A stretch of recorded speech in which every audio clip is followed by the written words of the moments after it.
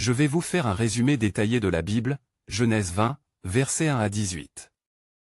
Dans ce passage, nous retrouvons Abraham qui quitte la région de Mamré pour se rendre au pays du Néguev. Il s'établit entre Kadès et Chour avant de séjourner à Guérar.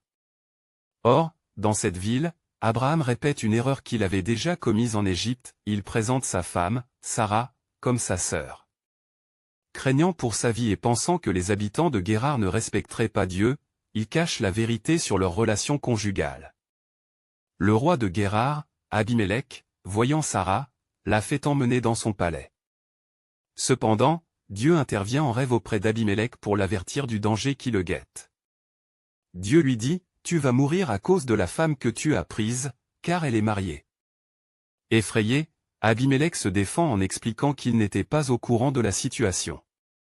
Abraham lui-même lui avait dit que Sarah était sa sœur, et elle n'avait pas contredit ses paroles. Il affirme donc avoir agi avec un cœur pur et des mains innocentes. Dieu reconnaît son intégrité et lui révèle qu'il l'a empêché de pécher contre lui en ne lui permettant pas de toucher Sarah.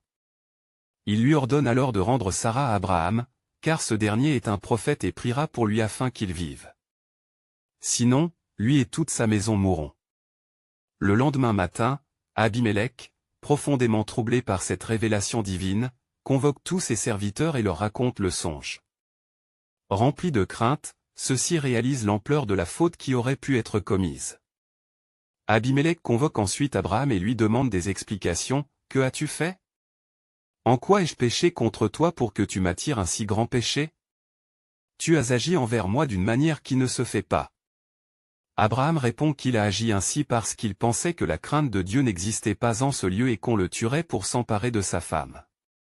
Il révèle aussi que Sarah est effectivement sa demi-sœur, fille de son père mais non de sa mère, et qu'il lui avait demandé, dès leur départ de la maison paternelle, de se faire passer pour sa sœur dans toutes les régions où ils iraient. Abimélec, soucieux de réparer cette situation, offre à Abraham des brebis, des béufs, des serviteurs et des servantes, et lui restitue Sarah. Il lui accorde aussi la liberté de s'établir où il le souhaite dans son pays. De plus, il donne 1000 pièces d'argent à Abraham en signe de réparation publique pour Sarah, afin que tous reconnaissent son innocence. Abraham intercède alors pour Abimélec, et Dieu guérit le roi, sa femme et ses servantes, leur permettant de concevoir à nouveau. Car, à cause de Sarah, l'Éternel avait frappé toute la maison d'Abimélec en les rendant stériles. Ce passage nous enseigne plusieurs leçons. D'abord, il nous montre que Dieu intervient activement dans l'histoire humaine pour protéger son dessein. Il veille sur Sarah, car elle doit donner naissance à Isaac, l'enfant de la promesse. Il nous rappelle aussi la souveraineté divine, même un roi païen, tel qu'Abimélec, est averti et guidé par Dieu pour éviter un grand péché. Enfin, ce récit souligne l'importance de l'intégrité et de la prière d'intercession. Abimélec agit avec droiture en restituant Sarah, et Abraham, malgré ses faiblesses, joue pleinement son rôle de prophète en intercédant pour lui. Ainsi, Genèse 20 nous invite à méditer sur la confiance en Dieu, la puissance de l'intercession et la manière dont le Seigneur dirige les événements pour accomplir ses promesses.